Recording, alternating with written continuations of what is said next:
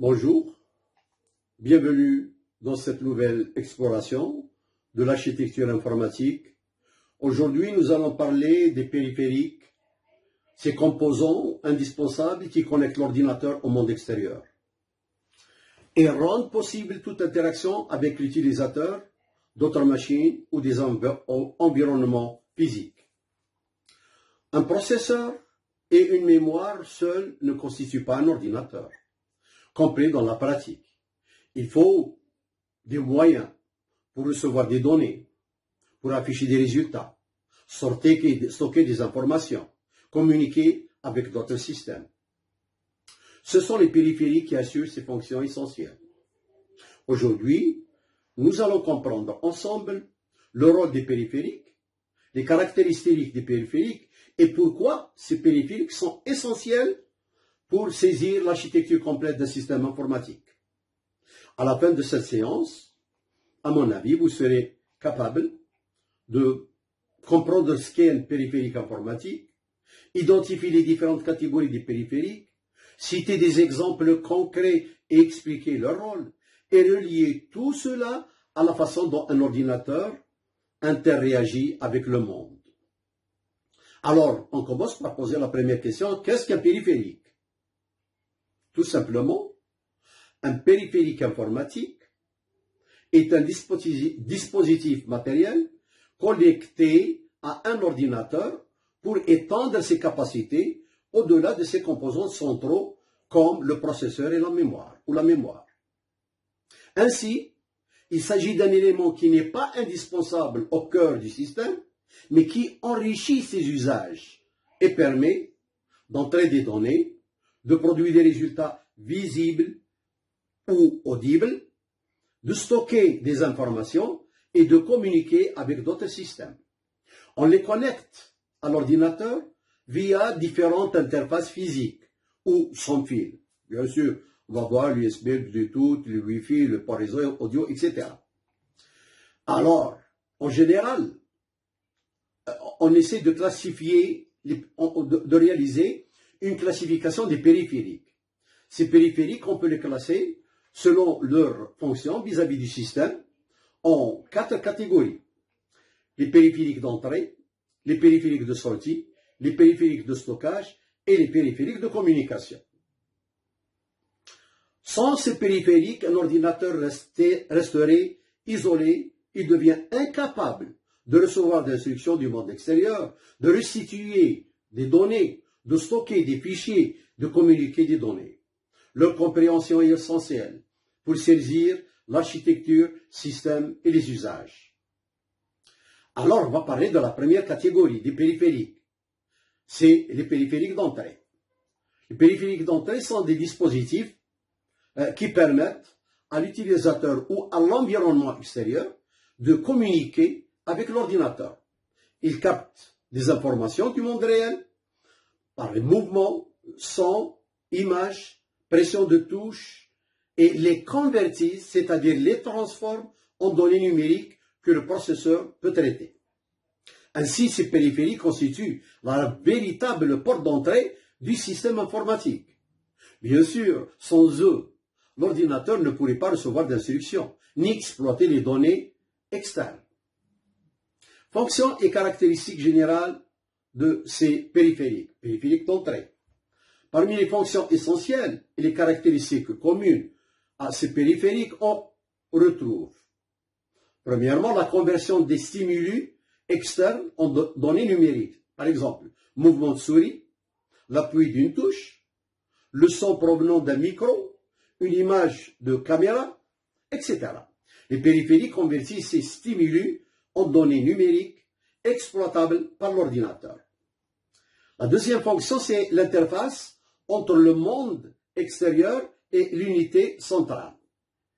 Ces périphériques permettent d'introduire dans le système des commandes ou des données, taper du texte, dessiner un trait, donner une instruction vocale, etc. La troisième fonction, c'est la dépendance à des pilotes ou microprogrammes.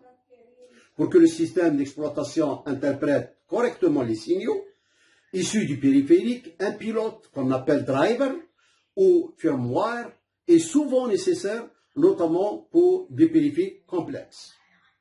La quatrième fonction, c'est les critères de performance. Latence, c'est-à-dire le temps de réponse, la rapidité avec laquelle le périphérique convertit et transmet les données, la précision, c'est-à-dire la résolution, par exemple pour une souris, un stylet, ou pour une caméra, la résolution d'image, la fréquence d'échantillonnage pour les périphériques, etc.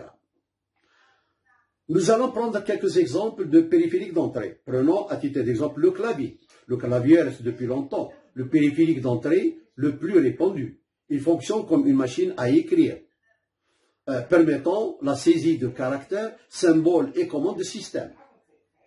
En deuxième lieu, on peut trouver la souris et dispositifs de pointage. La souris permet de traduire un mouvement physique sur une interface en déplaçant un curseur à l'écran. On trouve plusieurs types de souris, souris mécanique avec boule, souris optique LED, souris laser, souris sans fil. Parmi leurs alternatives, on a le trackball, la boule est fixe, on la fait rouler avec le doigt, le joystick, souvent pour les jeux, les manettes, etc.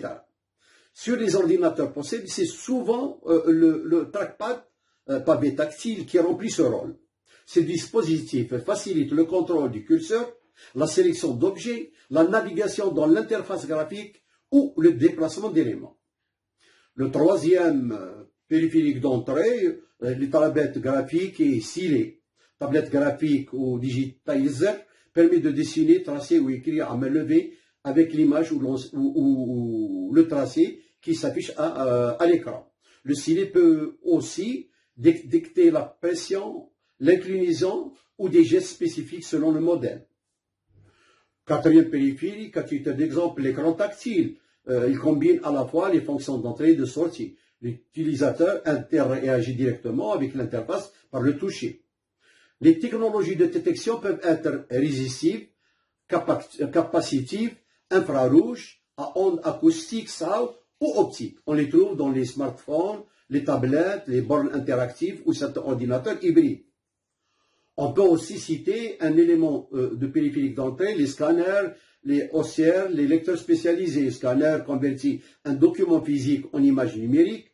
Le système OCR, Optical Character Recognition, reconnaissance optique des caractères, transforme une image de texte en texte équitable, et le lecteur spécialisé qui lit des symboles imprimés pour les convertir en données numériques.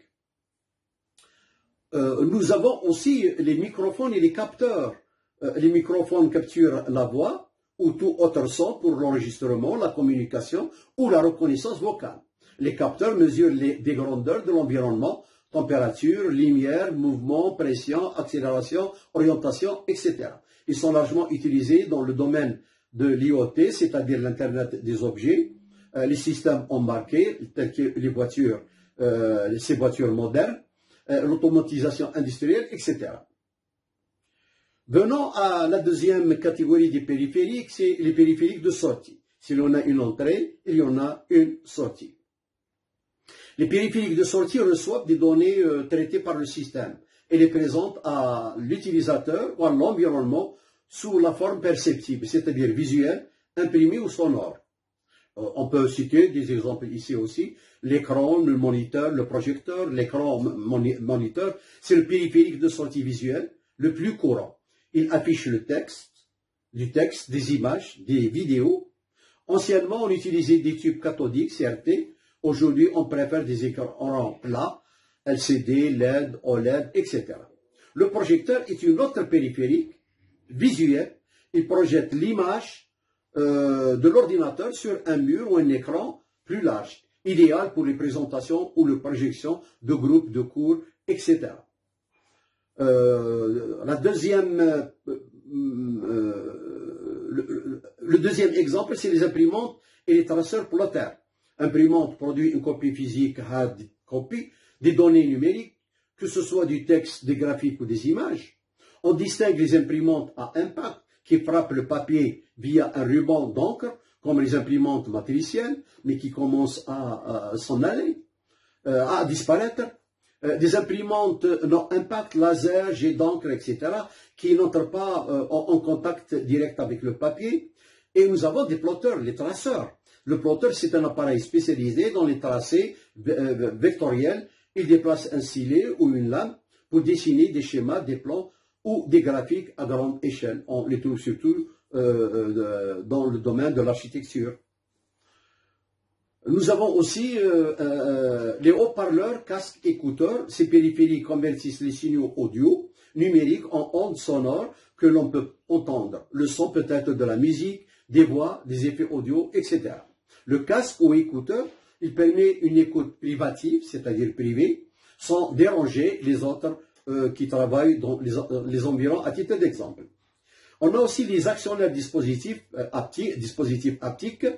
Certains périphériques de sortie produisent des effets physiques, par exemple des bras mécaniques, des actionnaires, des dispositifs haptiques qui vibrent ou donnent une réponse tactile.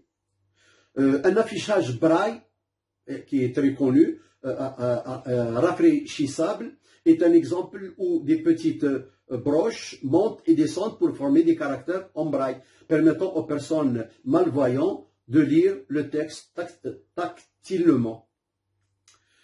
La troisième catégorie des périphériques, c'est les périphériques de stockage. Un périphérique de stockage, c'est quoi? C'est un matériel électronique qui est relié à l'ordinateur, dont la fonction principale est de conserver les données, fichiers, documents, médias, etc., même après l'exécution, même après l'extinction de la machine.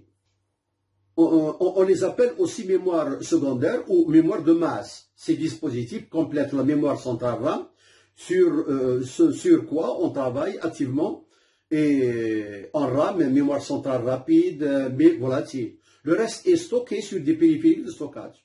On pourrait aussi donner des exemples, à titre d'exemple, les disques durs internes, les HDD et les SSD.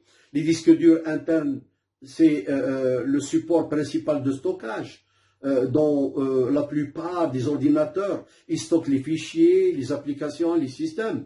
Il est non volatile, les données restent intactes après extinction de l'ordinateur. Il fonctionne en lecture et écriture, mais les accès restent relativement lents comparés à la RAM.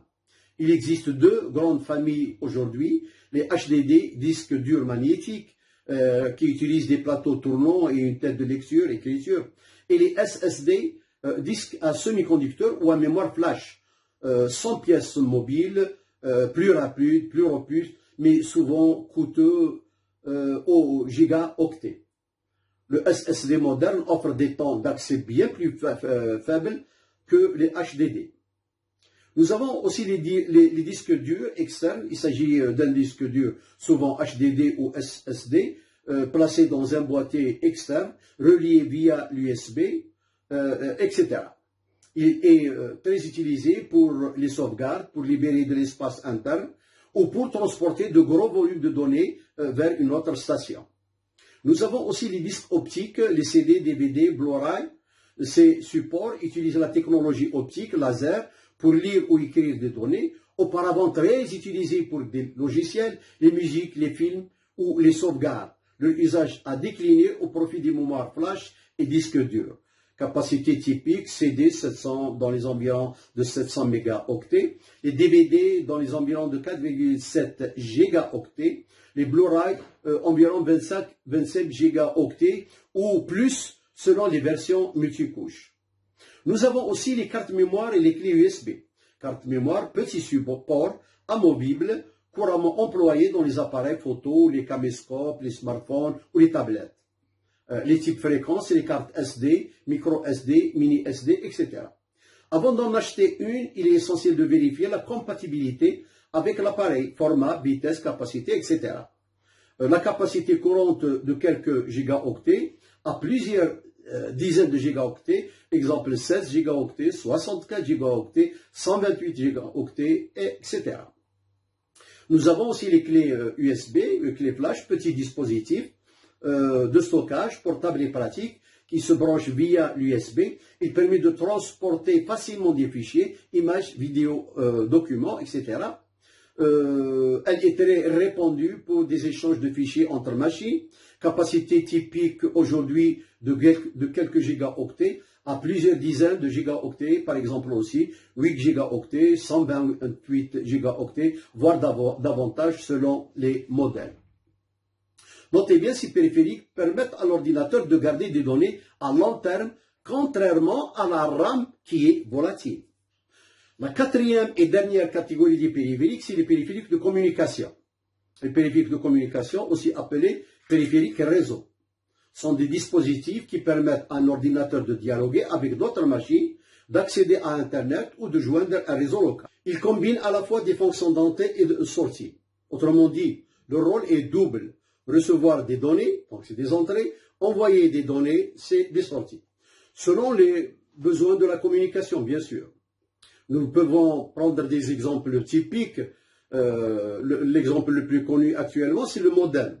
Le modem modulateur, démodulateur, il convertit les données numériques de l'ordinateur aux signaux compatibles avec une ligne de transmission, par exemple téléphonique, câble, fibre et inversement.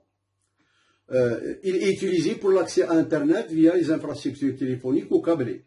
Nous avons aussi la carte réseau ou contrôleur d'interface réseau, le Network Interface Card, NIC, et l'équipement qui connecte l'ordinateur à un réseau local via un câble. Elle gère la communication physique et assure l'adressage bas niveau, MAC, contrôle de flux, etc. On la trouve souvent intégrée à la carte mère moderne.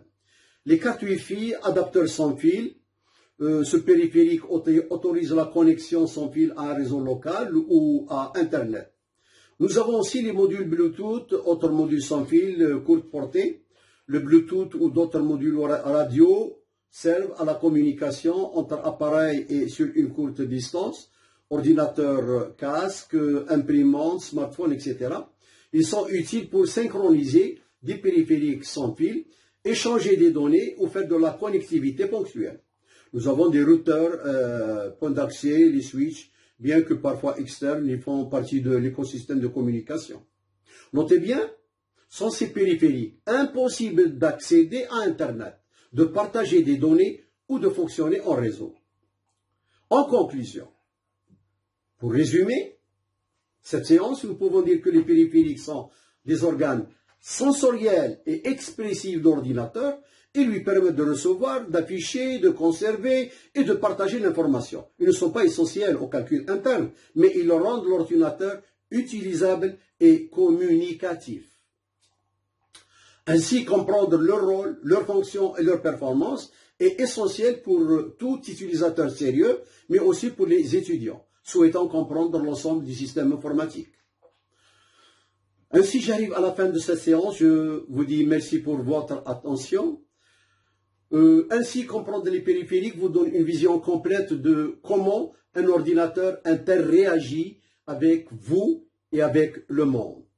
Merci pour votre attention. Dans la prochaine série de vidéos, nous entamerons le deuxième chapitre, les algorithmes. Le deuxième volet, les algorithmes, la base de tout programme à coder. Nous verrons comment penser avant de coder, comment structurer une solution et préparer un programme efficace. Si cette vidéo vous a aidé, n'hésitez pas à liker, commenter, partager et vous abonner pour les prochains cours sur l'architecture informatique, je veux dire par là le deuxième volet. Ne pas oublier que cette séance vidéo aussi a été enregistrée en arabe sur cette chaîne. Ainsi, si vous préférez suivre la séance en arabe, elle se trouve juste avant ou après cette vidéo. Je vous dis à très bientôt pour le premier épisode du chapitre algorithme, soit la 5e séance vidéo dans cette série. Salam.